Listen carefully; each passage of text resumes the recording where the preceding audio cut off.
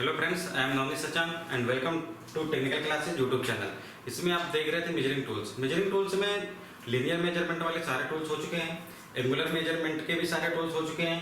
अब इसके बाद फ्लैटनेस चेक करने के लिए, फ्लैटनेस मेजर करने के लिए एक टूल्स था DTI, डायल टेस्ट इंडिकेटर। उसके बारे में भी आप देख चुके हैं। अब बात होती है रेडियस सरफेस मेजर करने की। रेडियस सरफेस मतलब या तो कॉन्वेक्स होगी या तो कॉनकेव होगी। उस सरफेस को मेजर करने के लिए, मतलब रेडियस में सरफेस मेजर करने के लिए, उसके लिए अपने पास डायरेक्ट मेजरिंग टूल्स नहीं है। उसके लिए डायरेक्ट चेकिंग टूल्स है, हिसाब से बोले तो वो गेज में पढ़ेंगे। तो बेसिकली आज टॉपिक गेज के बारे में है। गेज होता क्या है? गेज एक प्रकार का चेकिंग टूल्स है। आपको गेज का मतलब ये है कि आप किसी भी तरह का गेज बना सकते हैं। मतलब जो आपको जाप चेक करना है, जाप की शेप कैसी भी हो सकती है, उस हिसाब के जब हमें मास प्रोडक्शन करना होता है, मतलब बहुत उत्पादन करना होता है, जिसको मास प्रोडक्शन नहीं समझ में आ रहा है, इंटरचेंजेबिलिटी के चैप्टर में समझाया गया था। मास प्रोडक्शन का मतलब ये होता है कि हमें एक ही जैसे जाप, एक ही शेप में, एक ही साइज में जाप हमें बनाने रहते हैं। ठीक है, तो उसके लिए फिर हम क्या करते हैं, एक ऐसी मतलब इसको गेज बोल देते हैं। तो एक ऐसा गेज बना लेते हैं जिसके द्वारा हम क्या करते हैं, उसी शेप के जाब हम क्या कर सकते हैं, चेक कर सकते हैं। कोई भी शेप हो सकता है। मान लीजिए हाथों शेप का जाब है, हेलो शेप का जाब है, ठीक है। अब इसको हमें क्या करना है, मेजर करना है कि इसका जो डाया है वो डेफिनेट रहेगा, मतलब निश्चित डाया का अगर कोई जाब है, इसमें हमें चेक करना है कि इसी तरह के हमें 50 पीस निकालने हैं, 100 पीस निकालने हैं। तो हम क्या करेंगे, एक प्रकार का प्लग गेज लेंगे और इसमें क्या करेंगे, इंसर्ट करेंगे इसको। तो उसी शेप में, जिस शेप में इसका साइज रहेगा, उसी साइज को हम गेज बना लेते हैं। फिर इसके बाद उसी शेप में हम पार्ट हमारे तैयार होते हैं। तो गेज बेसिकली होते क्या, अगर उनके डेफिनेशन में बोले तो गेज एक प्रकार का चेकिंग टूल्स है जिसके द्वारा हम मास प्रोडक्शन में काम करने के लिए यूज करते हैं। ये चीज समझ में आई? जब हम इसका प्रयोग कर लेते हैं, गेज का हम अलग अलग बना भी सकते थे, लेकिन गेज का प्रयोग करने से कम कुशल कारीगर भी इनका प्रयोग कर सकता है, क्योंकि बार बार मेजरमेंट नहीं करना पड़ता है। इसके द्वारा इसमें मास प्रोडक्शन में काम होता है। इंटरचेंजेबिलिटी आती है पार्ट में इंटरचेंजेबल मतलब क्या होते हैं, पार्ट आपस में फिट हो सकते हैं, एक ही जैसे पार्ट बनते हैं जो कि आपस में क्या हो जाते हैं, फिट हो जाते हैं। तो इंटरचेंजेबिलिटी का गुण आता है। रिजेक्शन मतलब बर्बादी कम होती है। तो ये इसकी यूज है। पूछता है गेज, इनमें से गेज का क्या यूज है? रिजेक्शन कम करना, इंटरचेंजेबिलिटी बढ़ाना और क्या है, मास प्रोडक्शन में काम आना। तो ये सारे किसके, गेज के यूज है। ये बने किसके होते हैं, गेज बने होते हैं टूल स्टील के।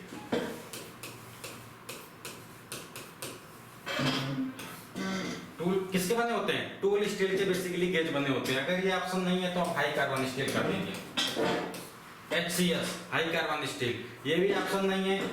होता क्या है, अब मान लीजिए कुछ गेज ऐसे होते हैं जहां हमें एक ही जैसे के बहुत सारे पार्ट बनाने पड़ते हैं। मतलब हम गेज रख देते हैं, फिर अगले साल उसी तरह से में जा बनाने, फिर उसके अगले साल उसी से में जा बनाने।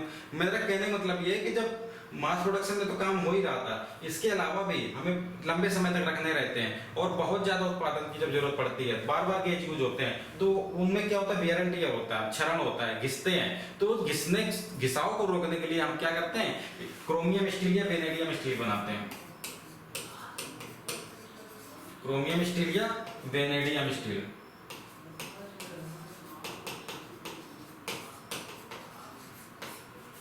क्रोमियम स्टील या वेनेडियम स्टील। तो ऑप्शन ये भी आ सकता है, टूल स्टील नहीं है, हाई कार्बन स्टील नहीं है, तो क्रोमियम या वेनेडियम स्टील हो सकता है। तो इन सबके गेज बने होते हैं, क्योंकि क्रोमियम मिलाने से एक तो कोरोसिव रेजिस्टेंस हो जाता है, जंग नहीं लगती है, दूसरी से इसमें वेनेडियम मिलाने से हार्डनेस बढ़ जाती है। ठीक है, तो ये चीज समझ में आई। गेज किसके बने होते हैं, गेज का यूज क्या है? हाँ, गेज एक प्रकार का चेकिंग टूल्स है। पूछता है, क्वेश्चन आया हुआ है कि गेज क्या करता है, चेकिंग करता है, मेजर करता है। तो गेज एक प्रकार का चेकिंग टूल है। चेकिंग टूल्स और मेजरिंग टूल्स में अंतर समझ लीजिए। मेजरिंग टूल्स वो होते हैं जिसमें ग्रेजुएशन दी रहती है, इसके अलावा वो बताता है आपको कि कितनी रीडिंग है, एक्चुअल में कितनी माप है।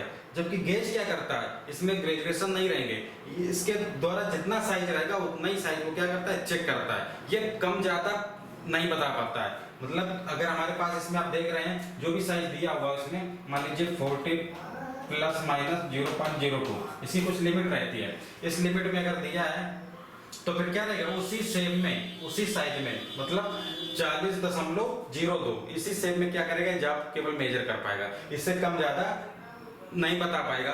बस इसमें गो नो गो रहता है, बता देगा कि यहाँ इससे कम या ज्यादा है, लेकिन ये नहीं बता पाएगा कितना है। जबकि मेजरिंग टूल्स में बता रहा था कि कितना माप होती है। तो चेकिंग टूल्स और मेजरिंग टूल्स में अंतर है। तो एक प्रकार का कौन सा टूल है, चेकिंग टूल्स है। बनाने का प्रोसेस क्या होता है इसका?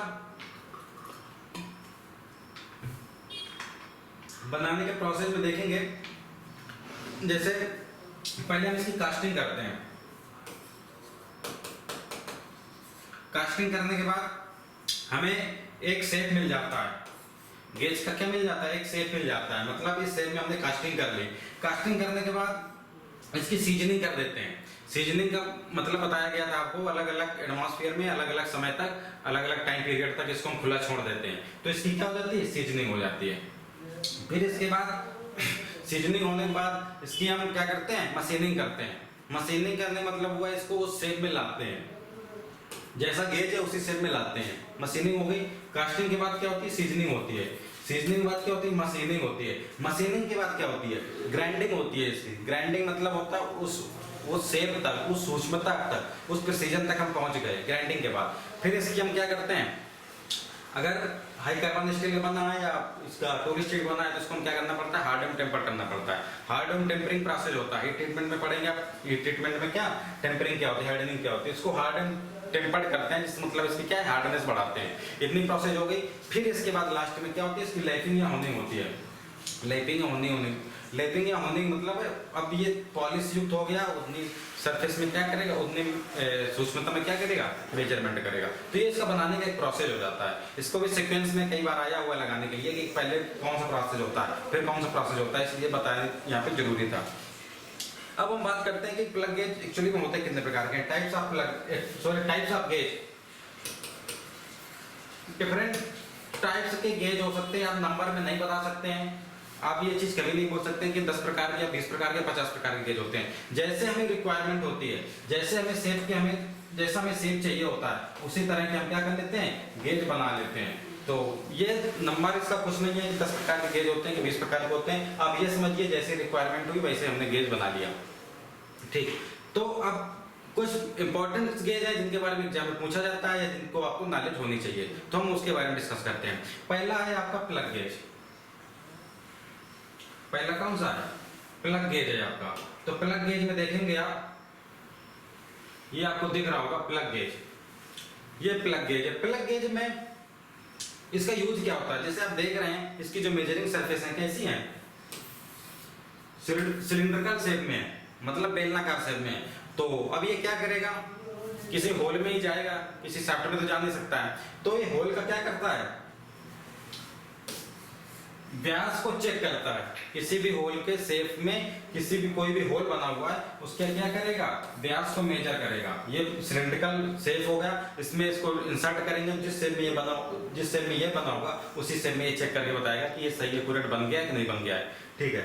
इसमें 2 प्रकार के गेज आपको दिख रहे होंगे। ये डंबल आकार का दिख रहा है, ठीक है, जिससे जिम करते हैं आप। तो इसमें 2 प्रकार की वर्किंग सरफेस होती है। एक गो लिमिट में होती है, एक नो गो साइज में होती है। एक गो साइज में होती है, एक नो गो साइज में होती है। गो और नो गो पहचान कैसे करते हैं? गो और नो गो की। गो सिरा जो होता है वो बड़ा होता है। गो सिरा क्या होता है? बड़ा होता है। जबकि नो गो सिरा ये क्या होता है? छोटा होता है। तो गो सिरा लंबा होगा। क्वेश्चन आया हुआ है कि गो और नो गो की पहचान कैसे होती है? पहली पहचान बता दी आपको। या तो गो सिरा क्या होगा?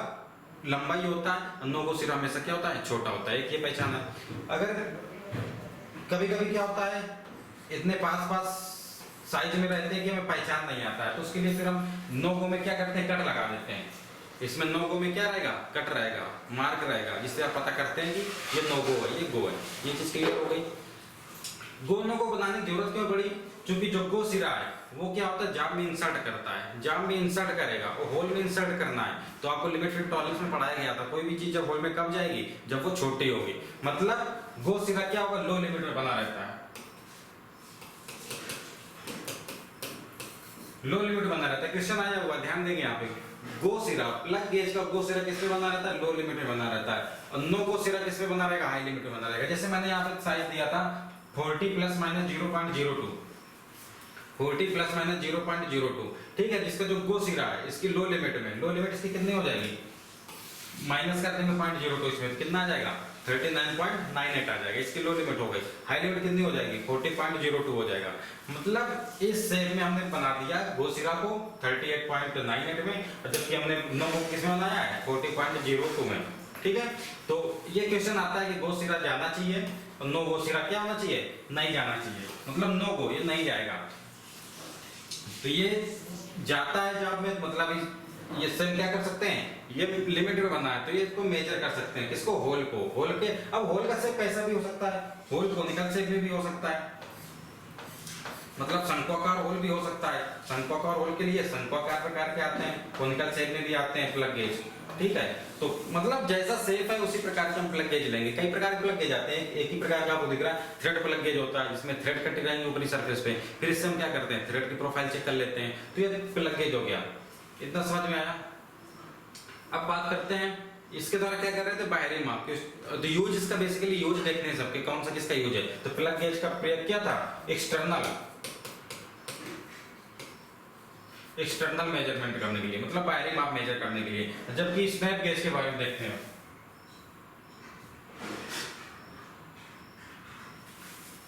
ये आपको स्नैप गेज दिख रहा है। अब स्नैप गेज के बारे में देखते हैं। तो स्नैप गेज में दो प्रकार के स्नैप गेज होते हैं।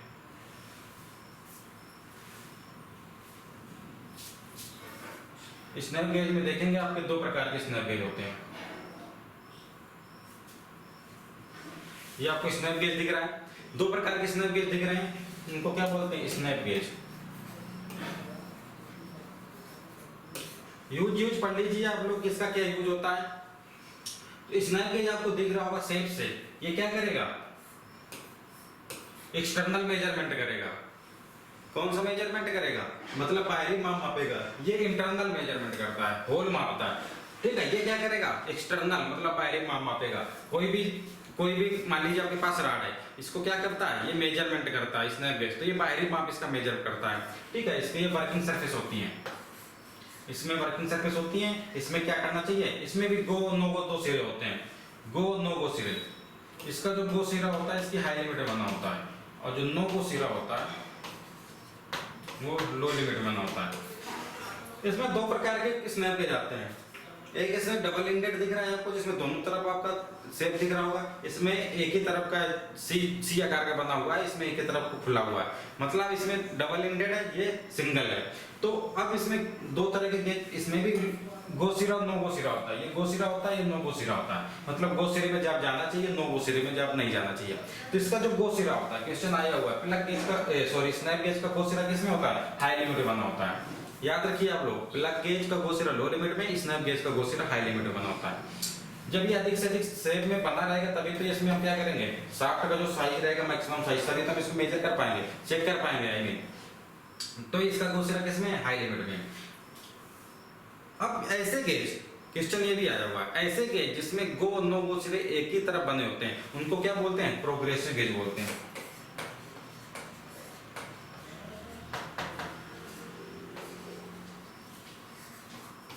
ऐसे गेज जिसमें गो नो गो सिरे एक ही तरफ बने होते हैं, उनको प्रोग्रेसिव गेज बोलते हैं। है एक्चुअली में ये स्नैप गेज, लेकिन इसको एक नाम दे दिया जाता है। कोई भी ऐसा गेज है जिसमें गो नो गो एक ही सिरे बने होते हैं, उनको प्रोग्रेसिव गेज बोलते हैं। तो बेसिकली यूज वही है, इसमें दो तरफ बना दिए गए, इसमें एक ही तरफ है। इसमें पहले अगर यहाँ तक जाग एंटर हो रहा है गो, यहाँ तक जाप हो रहा है तो नो गो। ठीक है, मतलब नो गो में नहीं जाना चाहिए, गो में जाना चाहिए, तभी हमें जाप क्या है? एक्यूरेट है।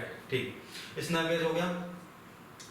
अब स्नैप गेज भी कई तरह के होते हैं, आपको बेसिकली यही बताया जा रहा है कि यूज क्या है इसका। ठीक है, अब कैसे अलग अलग तरह के, इसमें अगर थ्रेड बना दीजिए आप, इसमें क्या कीजिए? थ्रेड काट दीजिए, तो क्या करेगा? थ्रेड, बाहरी थ्रेड, क्वेश्चन आ सकता है, बाहरी थ्रेड चेक करने के लिए कौन सा आपके पास टूल हो जाएगा? थ्रेड स्नैप गेज, उसका नाम हो जाएगा थ्रेड स्नैप गेज। ठीक, तो ये चीज आप याद रखिए। अब बात करते हैं रिंग गेज का। रिंग गेज के बारे में अगर देखते हैं, ये आपको रिंग गेज दिख रहा है। रिंग गेज आप यूज पढ़ चुके हैं, याद करिए आप रिंग गेज का यूज कहाँ पढ़े? मास्टर रिंग गेज का यूज आप पढ़े थे 3 पॉइंट इंटरनल माइक्रोमीटर की, जहाँ पे एक्यूरेसी चेक कर रहा था। 3 पॉइंट इंटरनल माइक्रोमीटर क्या करता है? जो 3 पॉइंट इंटरनल माइक्रोमीटर था उसमें एनविल था नीचे।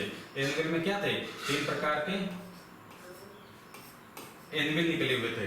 ठीक है, पॉइंट निकले हुए थे जो क्या कर रहे थे, यही तो सरफेस में जाता है, 10 से 20 mm इसकी रेंज थी, इतने mm से क्या करता है, मेजर करता है। ये माइक्रोमीटर बढ़ाया जा चुका है, तो 3 पॉइंट इंटरनल माइक्रोमीटर को क्या करता है, चेक करता है।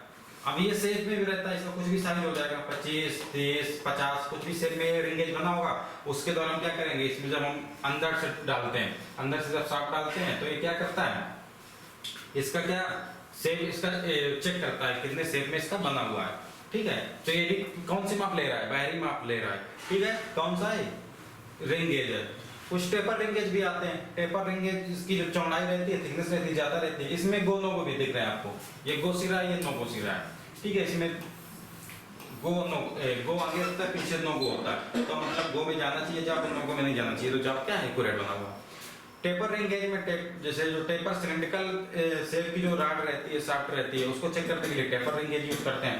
कोई भी टेपर शाफ्ट बनी हुई है अपने पास, अब इसको हमें क्या करना है, चेक करना है, तो इसमें हम क्या लगा देंगे, टेपर रिंग गेज लगा देंगे, इसको इंसर्ट कराएंगे, तो ये क्या हो जाता है, टेपर शाफ्ट चेक करने के लिए टेपर रिंग गेज यूज होता है। मतलब क्या करता है, एक प्रकार का ये भी बाहरी माप लेता है, बाहरी मेजरमेंट करता है। तो रिंग गेज आपको समझ में आया होगा। अब बात करते हैं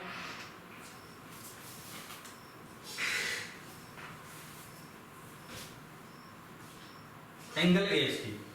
एंगल गेज ये 1 से 45 डिग्री का है, अलग अलग साइज में मिलते हैं, 1 से 45। मतलब ये 1 डिग्री की एक्यूरेसी में एंगल मेजरमेंट करता है। इसमें 1, 2, 3, 4, 5, 6, 7, 8, 9, 10 तक इधर होते हैं, फिर इधर से 11, 12 करके इधर 45 तक हो जाते हैं। मतलब 1 डिग्री की एक्यूरेसी में क्या करता है, एंगल गेज हम एंगल मेजरमेंट कर सकते हैं इसके द्वारा। कोई भी शेप का जॉब है,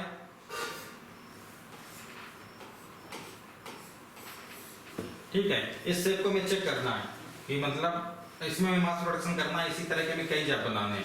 तो हम क्या करेंगे, ये कितने डिग्री का है ये मायने रखता है। मान लीजिए 40 डिग्री का है, अब ये 40 डिग्री का जॉब इसमें स्लैट काटना है, ग्रुप काटना है, तो इसको मैं बार बार चेक करने के लिए हमें क्या करना पड़ेगा, एंगल गेज ले लेते हैं। एंगल गेज में जो 40 डिग्री की स्ट्रिप थी, ये क्या होता है, स्ट्रिप होल्डर होता है,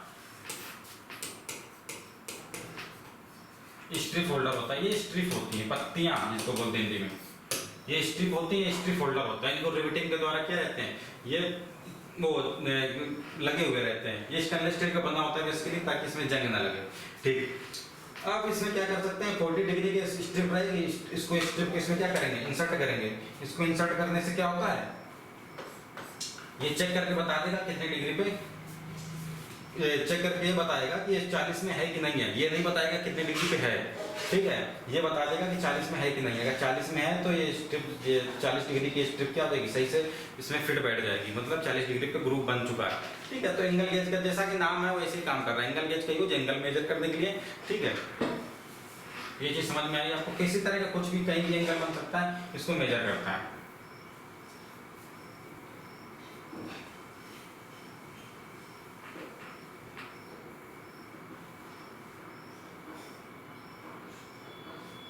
अब आप बात करेंगे ड्रिल पॉइंट गेज की। ड्रिल पॉइंट गेज या ड्रिल एंगल गेज इसका नाम है, क्वेश्चन आया हुआ है।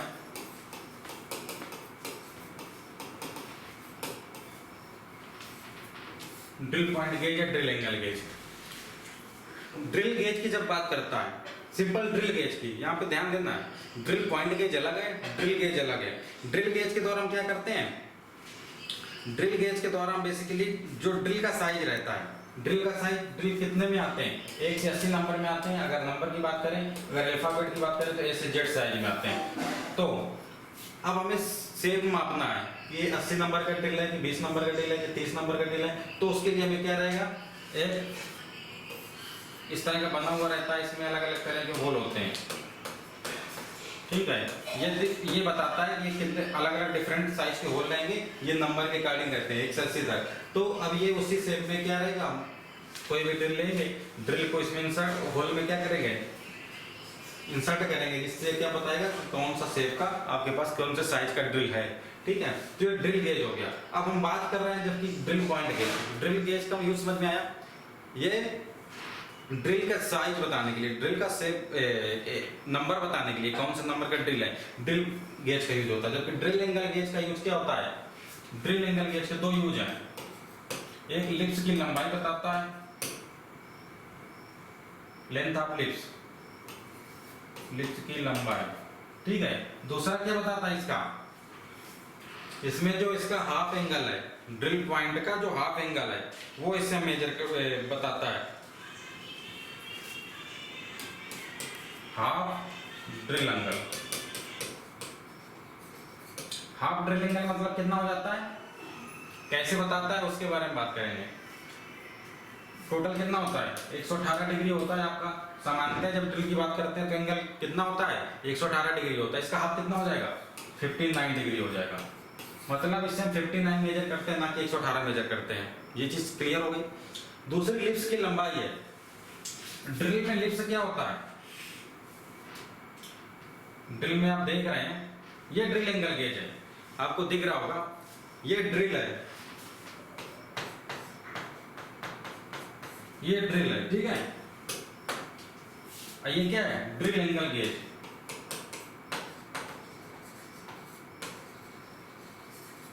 ड्रिल एंगल गेज है, ये ड्रिल है, ये आपको जो शेप में दिख रहा है ये ड्रिल है। इसमें ड्रिल के लिप्स की लंबाई, इसमें जो आपको ये लिप्स दिख रहे हैं, जब कटिंग चैप्टर चलेगा कटिंग टूल्स, तो उसमें लिप्स क्या होता है, लिप्स की लंबाई कैसे होता है, हाफ एंगल क्या होता है, मार्जिन क्या होता है, और इसकी पिच मार्जिन क्या होता है, फ्लूट्स क्या होते हैं, इसका साइज कहाँ का रहता है, ये सारे डिस्कस होगा कटिंग टूल्स के चैप्टर में। इसको ड्रिल में अब डीप में नहीं जाएंगे, अब गेज चल रहा है तो गेज के बारे में बात कर रहे हैं। तो आप ये बेसिकली समझ लीजिए ड्रिल था, ये क्या था, ड्रिल एंगल गेज है। इसमें क्या रहते हैं, ग्रेजुएशन लिखे रहते हैं, इसमें क्या रहते हैं, पूरे में ग्रेजुएशन रहते हैं। इधर से में भी आप देख रहे हैं इसमें भी ग्रेजुएशन रहते हैं, ठीक है। इसमें भी क्या रहते हैं, ग्रेजुएशन रहते हैं। ये चीज समझ में आई। तो अब हम बात करेंगे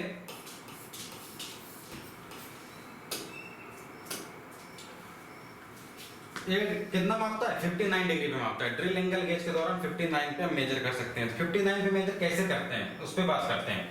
तो आपको ड्रिल एंगल गेज की आप एंगल याद रखेंगे, 121 डिग्री होता है।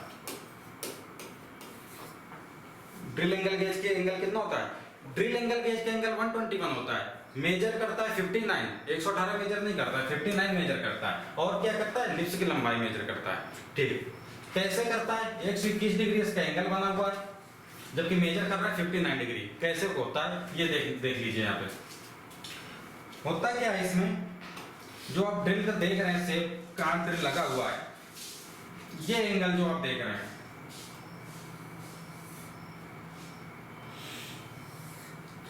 ये कितना है, 121 डिग्री है। ये जो एंगल बन रहा है आपका,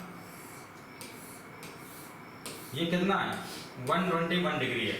ये चीज समझ में आई। जबकि ये पूरा एंगल कितना होता है, 180 होता है। पूरा एंगल अगर हम बात करें सरल रेखा पे बना कोण कितना होता है, 180 डिग्री होता है। 180 डिग्री में ये कितना हो गया, 121 हो गया। ये कितना बचा, 59 बचा।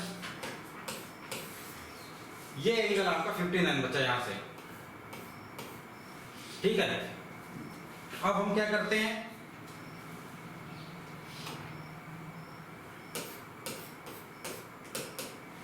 सही से बना दें ताकि आपको दिख जाए, ठीक। इसमें हम बेस से लाइन खींचते हैं। ड्रिल में क्या करते हैं, बेस से लाइन खींचते हैं। ये कितना एंगल था, 59। ये जो देखे थे आप, ये टोटल कितना था, 121 था। ये कितना था, 59 डिग्री था। तो जब ये 59 है, मतलब दो सरल रेखाएं हैं, अब उनका एक तिर्यक रेखा काट रही है, तो ये 59 है, तो ये भी कितनी होगी, 59 होगी। तो यहाँ से भी ये कितना हो गया, 59 हो गया। जब ये 59 हो गया तो इसका जो हाफ एंगल बन रहा है, ये एंगल ये भी कितना हो गया, 59 डिग्री हो गया। ये चीज समझ में आ रही है आप लोगों को। तो इस तरह से ये भी 59 डिग्री हो गया, चूंकि क्या है, सम्मुख कोण है। तो अब ये 59 डिग्री इसको क्या करता है, मेजर करता है। तो ये चीज समझ में आ गई आप लोगों को। होता है एंगल इसका 121 है, जबकि मेजर करता है 59। और क्या करता है, लिप्स की लंबाई, लिप्स ये लिप्स थी, तो ये क्या है, इसमें ग्रेजुएशन बने, तो इसकी लंबाई भी मेजर करता है। दोनों लिप्स की लंबाई क्या होनी चाहिए, बराबर होनी चाहिए। नहीं है तो उससे डिफेक्ट आते हैं में, वो आपको कटिंग टूल्स चैप्टर में पढ़ने मिलेंगे। तो ये चीज समझ में आई। यहाँ पे ड्रिल एंगल गेज का यूज क्या है, दो यूज बता दिए, एंगल कितना होता है ये भी हो गए। अब आगे बात करते हैं।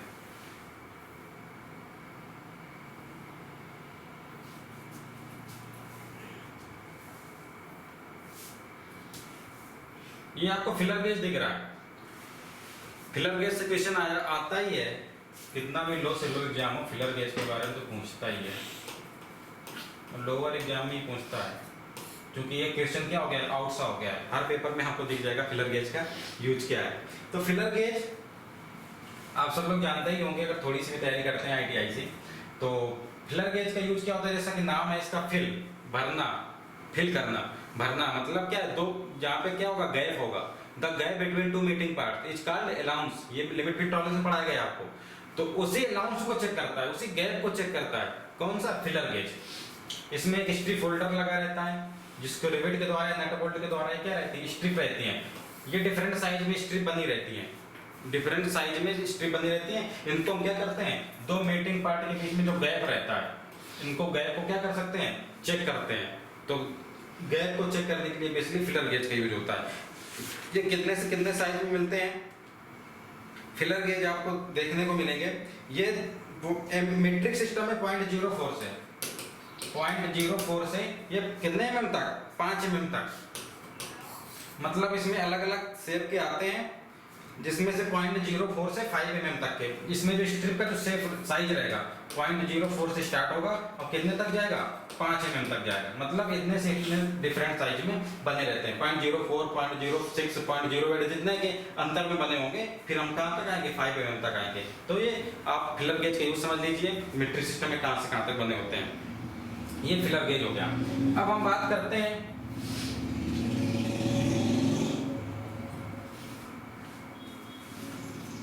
थ्रेड रिंग, इसकी थ्रेड गेज की।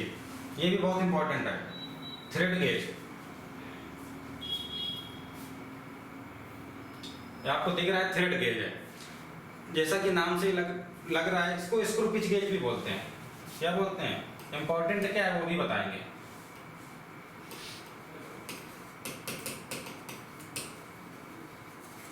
स्क्रू पिच गेज या थ्रेड गेज बोलते हैं इसको, क्योंकि इसमें भी क्या रहता है, फोल्डर रहता है, इसमें स्ट्रिप रिवेटिंग के द्वारा क्या रहती है, डिफरेंट साइज शेप में क्या रहती है, स्ट्रिप लगी रहती है। अब इसमें थ्रेड कटी हुई है, आपको दिख रहा है, इसमें थ्रेड कटी हुई है, मतलब चूड़ी कटी हुई है। तो चूड़ी का ये क्या करता है, पिच मापता है कि पिच डायमीटर मापता है, क्वेश्चन आया हुआ है। स्क्रू पिच गेज का यूज क्या होता है, ये थ्रेड की पिच चेक करता है, ये करेक्ट आंसर है। स्क्रू क्या करता है, पिच चेक करता है। पिच तो आप जानते ही होंगे, ये थ्रेड है, थ्रेड की ये जो पिच रहती है, दो थ्रेडों के बीच की जो दूरी रहती है, ये क्या रहती है, इसकी पिच रहती है।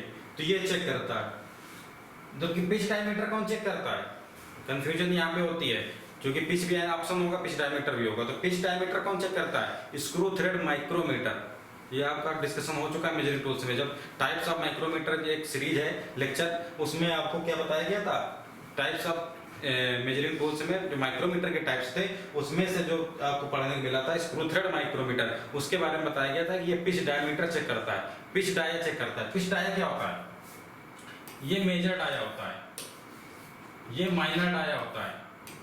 जबकि इसके बीच से अगर हम रेखा खींच ले, काल्पनिक रेखा, इमेजिनरी लाइन, जिसके हम इमेजिन करते हैं, केवल होती नहीं है, तो उसके बीच का जो डायमीटर होता है वो पिच डायमीटर होता है। तो वो किसके द्वारा है, स्क्रू थ्रेड माइक्रोमीटर के द्वारा। जबकि पिच किसके द्वारा, स्क्रू पिच गेज के द्वारा। तो ये इसका चूंकि यूज ही पूछ रहा है, इसलिए हम यूज के बारे में डिस्कस कर रहे हैं। तो इसका यूज हो गया, पिच चेक करता है, पिच की प्रोफाइल चेक करता है या पिच चेक करता है, ठीक है। पिच डायमीटर के लिए स्क्रू थ्रेड माइक्रोमीटर है, इसमें कंफ्यूजन नहीं होगी आपको। और भी गेज है आपके पास, ये गेज है जिसके बारे में बेसिकली पढ़ना था आपको, पढ़ना तो सबके बारे में था, लेकिन ये एक प्रकार का ऐसा गेज है जिसके बारे में रेडियस सरफेस, क्योंकि आप पढ़ चुके थे linear measurement tools, angular measurement tools, flat surface measurement के टूल्स, लेकिन आप रेडियस मेजरमेंट के लिए कोई टूल्स नहीं पढ़े थे। उसके लिए आता है आपके पास रेडियस गेज आता है। इससे क्या होगा, ये भी चेक करता है। चेक क्यों करता है, आप बोलेंगे इसमें ग्रेजुएशन बने होते हैं अलग अलग साइज में, तो उसी साइज में चेक करेगा। जितने साइज में, मान लीजिए इसमें भी स्ट्रिप होल्डर रहता है, ये स्ट्रिप रहती है अलग अलग शेप की, इसमें आप देख रहे हैं इस तरह का शेप दिख रहा होगा आपको, तो ये कोई इस तरह की सरफेस है। अब हम क्या करेंगे, ये रेडियस में है सरफेस, कुछ भी रेडियस हो सकता है, मान लीजिए 5 mm रेडियस है, तो 5 mm रेडियस का हमें मेजर करना था, ठीक है। तो हमें क्या करेंगे, या तो सरफेस ऐसी भी हो सकती है,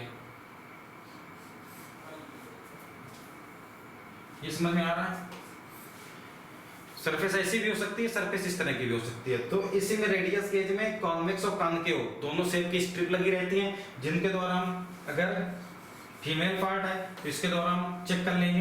अगर इसमें देखेंगे इस शेप में बने हैं तो इसमें क्या करेंगे, ऐसे जाके सेट हो जाती है ये पत्ती। तो जितने mm की रेडियस है उतने mm का हमें क्या करना पड़ेगा, ये स्ट्रिप लेनी पड़ेगी, 5 mm, 10 mm, 15 mm, जितने साइज शेप में हम रेडियस बनाते हैं उतने शेप के हम रेडियस गेज से स्ट्रिप लेके हम उसको क्या कर सकते हैं, चेक कर सकते हैं। तो रेडियस गेज का यही यूज है।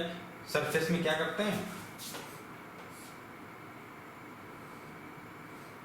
इस तरह की सरफेस हो सकती है, तो यहाँ पे हम लगा देंगे, मतलब कैसे भी शेप की सरफेस हो, जहाँ पे हमें क्या करना है, घुमाव में, रेडियस में हमें मेजरमेंट चेक करना है, वहाँ पे हम क्या करेंगे, रेडियस गेज यूज करेंगे, ठीक है। वो कॉन्वेक्स और कॉनकेव कोई भी शेप हो सकती है।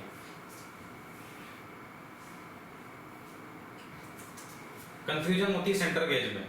सेंटर गेज का यूज देख लेंगे आप लोग, जैसा कि नाम से लग रहा है सेंटर गेज। सेंटर गेज का कोई यूज सेंटर चेक करने के लिए नहीं है, नाम पे मत जाइए। सेंटर गेज का यूज कुछ भी सेंटर चेक करने के लिए नहीं होता है। इसके द्वारा हम क्या कर सकते हैं, जो लेथ कटिंग टूल्स होता है, lathe cutting tools, thread cutting tools में मेट्रिक सिस्टम में रहेगा, बेटी सिस्टम में रहेगा, एंगल कितना होगा, 60 डिग्री होगा, 55 डिग्री होगा। तो उसके द्वारा हम क्या कर सकते हैं, एंगल में बना होता है बेटी सिस्टम में और मेट्रिक सिस्टम में, एंगल आपको दिख रहा है। तो हम क्या कर सकते हैं, जो थ्रेड कटिंग टूल होता है, लेथ मशीन का जो थ्रेड कटिंग टूल होता है, उसका जो एंगल रहता है वो हम क्या कर सकते हैं, इससे मेजर करते हैं, ठीक है। तो थ्रेड कटिंग टूल का एंगल मेजर करने के लिए सेंटर गेज हो गया। अब लेथ मशीन में जब हम जाब को बांधते हैं तो जाब क्या होता है, सीध जो चक होते हैं और ये टेल स्टॉक है, इनके बीच में जब हम जाब बांधते हैं तो जाब को क्या होना चाहिए, एक सीध में रहना चाहिए, कंसंट्रेसिटी होनी चाहिए, केंद्रीयता होना चाहिए। मतलब जाब को क्या होना चाहिए, एक निश्चित से साइज की उसमें अक्ष में क्या होना चाहिए, रोटेट होना चाहिए। तो उसके लिए हम क्या कर सकते हैं, ये पार्ट है हम इसको लगा के चेक कर लेते हैं। ये मान लीजिए टेल स्टॉक है या हेड स्टॉक है, इसमें अगर कोई जाब बंधा हुआ है तो इसको हम क्या कर सकते हैं, सेंटर गेज को इसमें लगा देते हैं, फिर हम इसकी मतलब एक अच्छी माप के लिए फिर इसमें हम टूल को सेट कर लेते हैं। तो टूल एक सीध में सेट करने के लिए लेथ मशीन में टूल्स को, थ्रेड कटिंग टूल्स को एक सीध में मतलब 90 डिग्री पे सेट करने के लिए, या तो हम थ्रेड का एंगल मापने के लिए, यही बेसिकली यूज होते हैं। थ्रेड काटते समय जाब के साथ 90 डिग्री की, जो कि इसको पहले लगाएंगे, फिर हम ये सेंटर गेज रखेंगे, ये जाब था, ये सेंटर गेज था, ये टूल्स था, ठीक है। फिर इसके द्वारा हम क्या करते हैं, 90 डिग्री पे हम क्या कर सकते हैं, सेट कर सकते हैं टूल्स को, और ये एंगल भी मापता है। ये चीज समझ में आई। यूज ये आप लोग याद रखिए, क्योंकि यूज ही पूछता है। अब एक और है, 2 बचे हैं आपके गेज, इसमें से ये टेपर गेज है, इसमें भी नाम पे मत जाइए, ये भी टेपर गेज है, टेपर जैसा कोई काम नहीं है, बस टेपर शेप में बना होता है। इसकी शेप आकृति क्या होती है, टेपर होती है। टेपर में होने के कारण ये क्या करता है, स्लॉट की चौड़ाई मापता है, स्लॉट या होल की चौड़ाई मापता है। कोई भी स्लॉट कटा हुआ है, स्लॉट या ग्रूव्स, ठीक है, कोई भी वर्किंग सरफेस है, इसमें क्या कटा हुआ है, स्लॉट कटा हुआ है, पूरे शेप में क्या है, स्लॉट कटा हुआ है। तो स्लॉट को क्या करेगा, जब इसको हम टेपर गेज को इसको इंसर्ट करते हैं, कितने भी साइज का स्लॉट कटा हो सकता है, तो जब हम टेपर गेज में इसको एक स्ट्रिप रहती, डिफरेंट टाइप की इसमें स्ट्रिप रहेगी, जिसके द्वारा हम क्या करेंगे, टेपर स्लॉट कटा होता है, इसमें इंसर्ट करते हैं, तो जहां पे ये क्या होता है, टच करता है इसको स्लॉट को, जहां पे कोई भी साइज हो सकता है, जहां पे ये क्या करेगा, टच करेगा इसको वही उसका साइज हो जाता है। तो टेपर का क्या करता है, स्लॉट की चौड़ाई मापने के लिए। टेपर गेज टेपर जैसा कुछ बस टेपर बना होता है, टेपर मेजर नहीं करता है। क्वेश्चन आया हुआ है टेपर गेज का यूज तो स्लॉट की चौड़ाई मापने के लिए, और पाइप का व्यास भी माप लेगा। कोई भी पाइप है, सिलेंड्रिकल हॉलो पाइप है, खोखला पाइप है, इसका क्या करेगा, डाया मापता है। कैसे डाया मापेगा, इसके डाया मापने के लिए एक आप डाया चेक करने के लिए आप प्लग गेज भी देखे थे। क्योंकि इंटरनल माप मापना है तो प्लग गेज का यूज कर सकते हैं, इसके भी यूज कर सकते हैं। इससे क्या है, ये जो टेपर शेप बना हुआ है इसका कुछ ना कुछ साइज होगा। मान लीजिए 20 mm, 50 mm, 40 mm कुछ भी शेप में होगा। जब इसको हम इंसर्ट करेंगे, एक स्ट्रिप को हम क्या करेंगे, इसमें इंसर्ट करेंगे, तो चूंकि ये टेपर में बना हुआ है तो टेपर का कोई ना कोई साइज इसमें क्या करेगा, इसकी जो वाल है मतलब दीवार है, इसमें क्या करेगा, टच कर लेगा। इसका कहीं भी 25 mm, 27 mm, 28 mm, 25 mm, इसमें अलग अलग साइज के क्या रहते हैं, ग्रेजुएशन बने रहते हैं। वो इसमें क्या करेगा, कहीं ना कहीं इसमें क्या इस टच कर लेगा। तो वही उसका क्या हो जाएगा, चेकिंग टूल्स के द्वारा हम क्या कर लेंगे, चेक कर लेंगे कि ये कितने साइज का हॉलो है, अपने पास पाइप है। तो पाइप का व्यास मापने के लिए, दूसरा स्लॉट की चौड़ाई मापने के लिए टेपर गेज हो गया। अब लास्ट बचता है वायर गेज। वायर गेज से भी क्वेश्चन कई बार आया हुआ है, जैसा कि नाम है तो सेंटर गेज, टेपर गेज नाम पे नहीं थे, लेकिन वायर गेज नाम पे ही है। मतलब इसके द्वारा क्या चेक करेंगे, वायर की थिकनेस, वायर की थिकनेस मतलब मोटाई, तार की मोटाई चेक कर सकते हैं। और दूसरी क्या चेक कर सकते हैं, तार का व्यास, डायमीटर ऑफ वायर, तार का व्यास चेक कर सकते हैं। और thickness of sheet, thickness of sheet मतलब शीट की मोटाई। दो काम होते हैं, जैसे आप देखते चले आ रहे थे, इसके भी दो यूज होते हैं। वायर की थिकनेस भी चेक करता है और शीट की मोटाई भी चेक करता है। वायर की थिकनेस के लिए आप ये होल देख रहे हैं, अलग अलग डिफरेंट साइज के होल होते हैं। क्योंकि गेज इसकी वायर गेज नाम है, तो अब इसमें देख रहे हैं जीरो साइज का जो गेज है, मतलब जीरो साइज का जो होल है वो क्या रहता है, सबसे लार्जेस्ट होता है, सबसे बड़ा होता है। जीरो साइज का जो गेज रहेगा, जीरो साइज का जो होल रहेगा वो सबसे बड़ा रहेगा।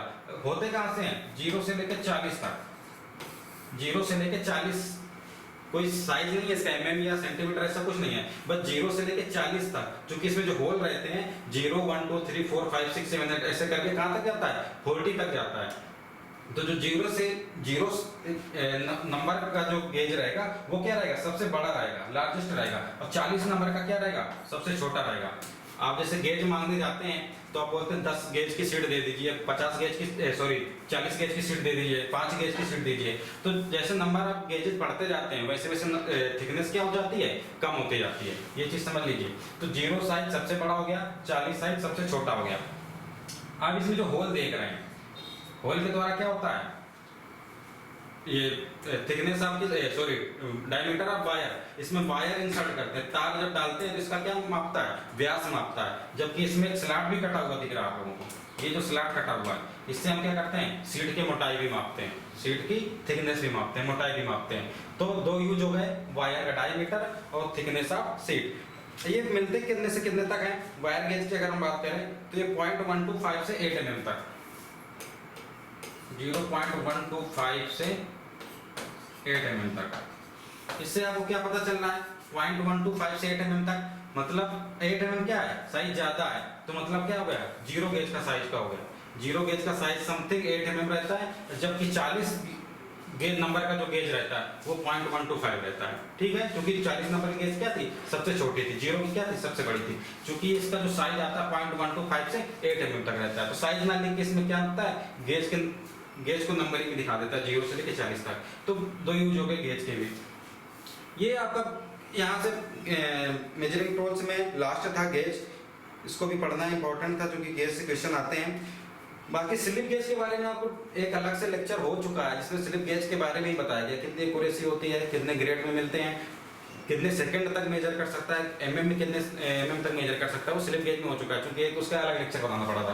तो ये जो डिफरेंट टाइप के गेज थे इनके बारे में आप लोग यहाँ से देख लिए। मेजरिंग टूल्स चैप्टर पूरा यहाँ फिनिश हो जाता है, जिसमें समथिंग 13 लेक्चर हुए हैं। ठीक है, इसमें आपका पूरा मेजरिंग टूल्स हो जाता है। अब इसकी सीरीज चलेगी। सीरीज का मतलब ये हुआ कि इसमें कितने प्रकार के जो मेजरिंग टूल्स में आप पढ़े हैं उससे कैसे कैसे क्वेश्चन आते हैं जो पिछले एग्जाम में आए हुए भी हैं और आगे आने की संभावना भी है। मतलब एक ऐसी सीरीज बनाई गई है जिसमें आपको पूरे मेजरिंग टूल से क्वेश्चन कवर किए जाएंगे। ठीक है, उसमें भी आप सीरीज में क्वेश्चन अटेंड करेंगे, कल से वो चालू होगा तो डिफरेंट उसको सॉल्यूशन भी बताया जाएगा।